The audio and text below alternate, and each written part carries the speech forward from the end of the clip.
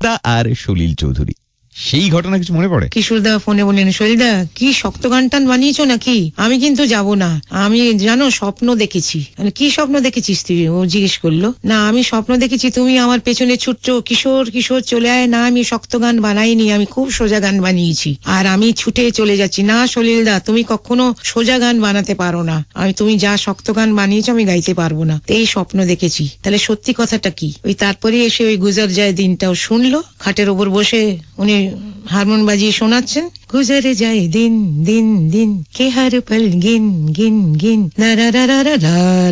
যেই এখানে এলো কিশোরদা করলো কি, ধপাস করে দিবানের উপর নিয়ে বাজাচ্ছিলেন হারমোন, ধপাস করে নিচে বসে পড়লো মেঝেতে বসে বললো, এই তো আমি তোমাকে বলেছি না যে তুমি আমায় শক্ত শক্ত সব গান দেবে, আমি গাইতে পারবো না, আমি এই নিচে মাটিতে বসেই গান শিখবো, তুমি গাও, তারপর আমি সবিতার কাছে শিখে নেবো, তুমি আমাকে শিখিয়ে দাও, তারপর আমি সবিতার কাছে রপ্ত করে নেবো। এই কিশোরদা অসাধারণ। যতই অজানা গল্পে ঝাঁপি খুলছে ততই আমরা আরো সমৃদ্ধ, আরো ঋদ্ধ হয়ে উঠছি।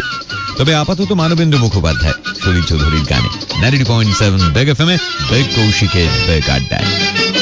যদি জানতে তো তুমি জানতে কেন এই মন আমার ছন্দবিহীন ছন্দে গে যায়, হারালো সুর সে যে তোমার চোখে সে কখন মনের অজান্তে, আমি তোমার হৃদয়ে যেতে পথ ভোলা দুস্তর প্রান্তে। যদি জানতে তো তুমি জানতে কেন এই মন আমার ছন্দবিহীন ছন্দে গে যায়।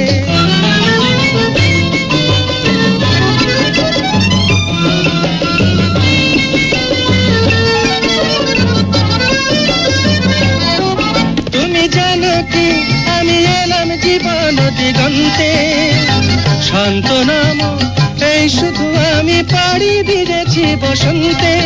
তুমি জানো কি আমি এলাম জীবন দিগন্তে, শান্ত নাম এই শুধু আমি পাড়ি দিয়েছি বসন্তে। ঝরা ফুলে ফুলে গেছে এই জীবন বনান্তে।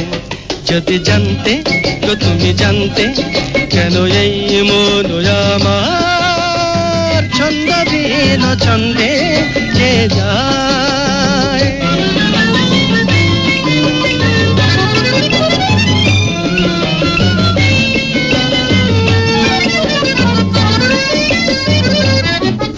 আর দেখো না মোরে দেখো না সকরুণ সুরেতে দেখো না, যা কিছু গান ছিল সুরে সুরে মনেতে দেখো না। আর দেখো না মোরে দেখো না সকরুণ সুরেতে দেখো না, যা কিছু গান ছিল সুরে সুরে মনেতে দেখো না। ফিরে যাব না যাবি আর প্রেমেরই একান্তে। যদি জানতে তো তুমি জানতে কেন এই মন আমার ছন্দবিহীন ছন্দে গে যায়, হারালো সুর সে যে তোমার চোখে যে কখন মনের অজান্তে। পন্থ আমি তোমার হৃদয়ে যেতে পথ ভোলা দুস্তর প্রান্তে।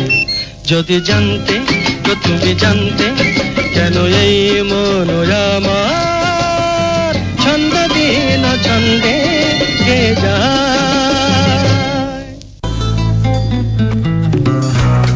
ঘড়ির কাঁটা প্রায় সকাল 10:30 ছুঁই একমাত্র 90.7 বেগ এফএম এ বেগ কৌশিকের বেগ আড্ডায় আজ এক্সক্লুসিভলি রয়েছেন সবিতা চৌধুরী, এবং তার কাছেই শুনছি সমস্ত নানান অজানা ঘটনার কথা সলিল চৌধুরী সম্পর্কে। আচ্ছা দিদি, একটা কথা সত্যি করে বলুন তো, আপনিও একজন অসামান্য গায়িকা আর লতাজিও একজন অসামান্য গায়িকা। এমন তো অনেক সময় হয়েছে যে সলিল চৌধুরী অনেক দারুণ গান কম্পোজ করে সেটা আপনাকে না দিয়ে লতাজিকে দিয়ে দিয়েছেন, তো আপনি সেই নিয়ে কখনো কোনো অভিমান করেন? না, আমি বলিনি, কারণ লতাদির একটা আলাদাই ব্যাপার। লতাদির গলা, আমি ভীষণ লতাদির ভক্ত ছিলাম, তো সেটা, তবে একটা গান আমি শুধু একটুখানি বলেছিলাম, বলে ফেলেছিলাম, সেটা হলো ময়না গো ও মোর ময়না গো।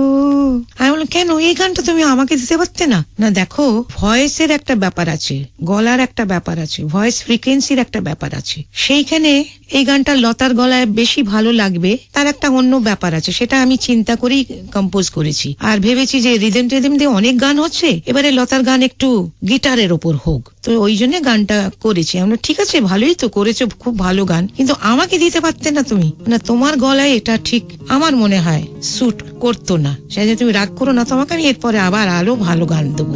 এই গানটা তো এই ঘটনার পরে একবার শুনতেই হয়। আবার ফিরে আসছি আমাদের স্পেশাল বিগ আড্ডায় 92.7 বিগ এফএমে। আমি খাস কৌশিক, সঙ্গে সবিতা চৌধুরী। ও মোর ময়না গো